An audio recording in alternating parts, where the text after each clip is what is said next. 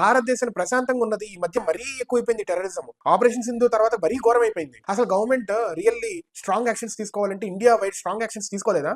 Government is also planning let these things to happen. ఏంటో నాకు అర్థం కావట్లేదు. ఏ గవర్నమెంట్ కరెక్ట్, ఏ గవర్నమెంట్ రాంగో అర్థం కావట్లేదు.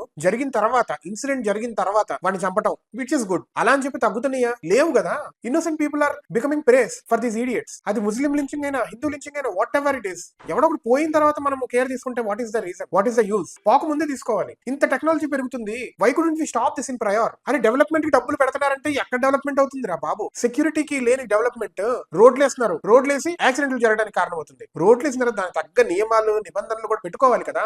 ఏం చేస్తున్నారో అర్థం కావట్లేదు. అట్లీస్ట్ మన తెలుగు రాష్ట్రాల్లో ఈ కన్వర్షన్ మాఫియా బలవంతంగా ఎక్కడైనా జరుగుతుంటే, అసలు కన్వర్షన్ ఎందుకురా బాబు? ఎందుకురా నీకు కన్వర్షన్? ఎవరికైనా ఎందుకురా కన్వర్షన్? ఉన్న రిలీజన్ లో ఉండండి. ఈ ఇస్లాం కన్వర్షన్ ఇవన్నీ పంపించి బారి నొక్కుతున్నారు అక్కడ. ఐఎస్ఐఎస్ కి ఆడవాళ్ళని, మగవాళ్ళని అందరినీ కాకిని కాల్చుంటే కాల్ చంపుతున్నారు మళ్ళీ అక్కడ. Everyone be careful. మీ ఇంట్లో పిల్లల్ని జాగ్రత్తగా మానిటర్ చేయండి. పెద్దోళ్ళు ఈజీగా మొబిలైజ్ అయిపోతున్నారు. పిల్లలే ఉంది, ప్రతి ఒక్కళ్ళు బీ కేర్ఫుల్.